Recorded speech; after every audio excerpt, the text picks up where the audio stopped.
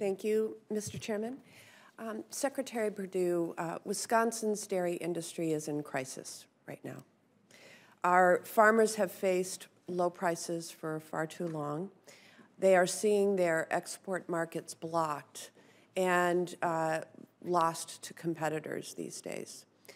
Threats to close the southern border would actually dramatically deepen this crisis and this pain. In the past 2 years, Wisconsin has lost more than 1,300 dairy farms. That's roughly equivalent to 15% of our dairy farms. Farmers need stable markets. They need a way to sell their product at a fair price, and they should not be caught in the middle of trade wars with no end in sight. Mexico is by far our biggest dairy export market, and it buys about a third of the cheese that we export. I'd add to that that in Wisconsin, 90% of the milk goes into cheese. So access to the Mexican market is really, really important to Wisconsin farmers. And I'll tell you, even with passing comments about closing down ports of entry, has got Wisconsin farmers and cheesemakers extremely concerned. This comes on top of Mexico's retaliatory tariffs against cheese and the uncertainty of trade renegotiations. So, Secretary Perdue, Wisconsin's dairy farmers have been waiting patiently to see these trade issues resolved, but it has cost them dearly, and we're going to see more farms lost if this doesn't turn around and soon. So I want to hear from you what steps you are taking with your colleagues in the administration to resolve these trade issues and keep our borders open for trade. Sure.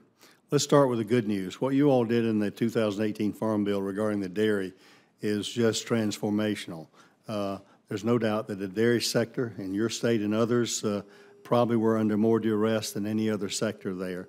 We've heard some interest in getting the hemp rules out earlier. We focused on dairy because they're the people that have been in business, that continue to go out of business, and we're trying to expedite the implementation of the Farm Bill in the dairy sector quickly. Just in a couple of weeks, they will start getting the refunds over the premiums they paid on the margin protection program.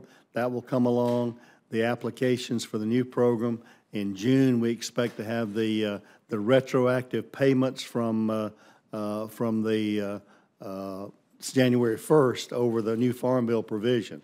It will be a real benefit to your dairy farmers in Wisconsin, certainly those with herds less than 250, 300 cows. Regarding the trade issue, there's no doubt one of the problems we've gotten into in the milk prices over the country is that our producers have produced too much. We are overproduced. While farms have gone out of business, not many cow losses are there. We have many of the same number of cow losses. They've gotten bigger and more efficient in that regard. Certainly, we've advocated to the administration. I don't see any threat right now to close the border. We've advocated, I think, as well as others, how detrimental this would be to U.S. commerce as well. Regarding the USMCA, you make the case for an expeditious approval of USMCA, not just because of Mexico, but the additional access to the Canadian market that we get through that as well, which your producers, as you know, this Class 7 milk were harmed greatly in the Class 7, yes, which has been eliminated.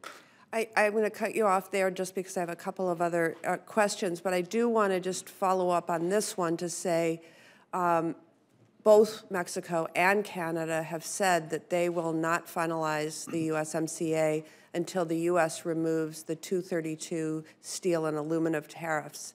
What do you see as a path forward on that? We're advocating to the president that he can accomplish his goals in revitalizing the steel industry and aluminum industry in the U.S.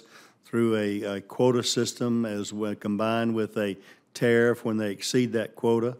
And hopefully he will come to see that that is an effective tool to continue to support our domestic steel industry as well. We've advocated for the removal of the 232 retaliatory tariffs ever since the agreement was signed. In practice, I'm hoping we can see those that reconciliation prior to the the vote in all three nations. Okay, thank you. Last year, we provided funding for dairy business innovation in this subcommittee and through the appropriations bill.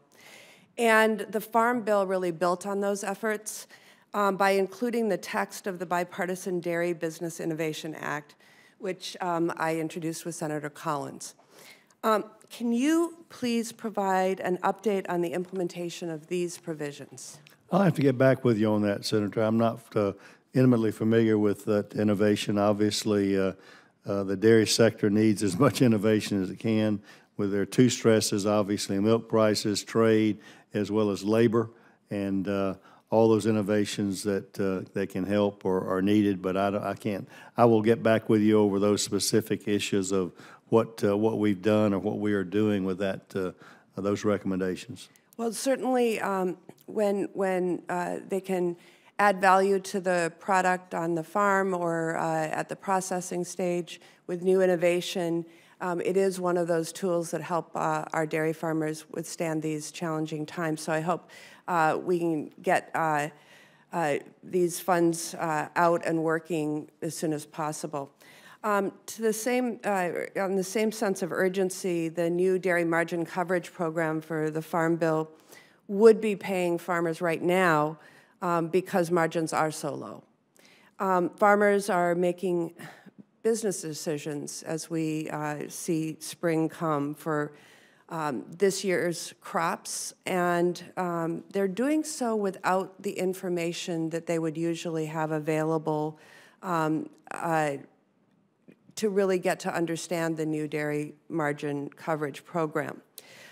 When can farmers expect to have a decision tool to use to evaluate their choices for this program? And when can they expect to receive payments? I know you've commented on that already, but the decision tool sort of comes first. Sure.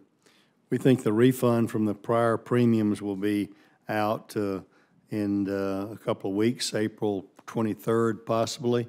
The decision tool should be forthcoming right after that. But I can tell you dairy farmers right now, they really not going to need a tool. They're going to like it, and they want to sign up for it. They obviously need to know the levels, and we understand it's more difficult than that. But the decision-making tool hopefully will be in May, early May, in that way, so they can make those plans and the sign up.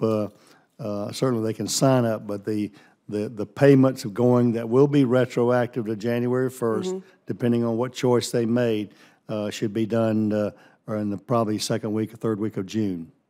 Right. Thank you.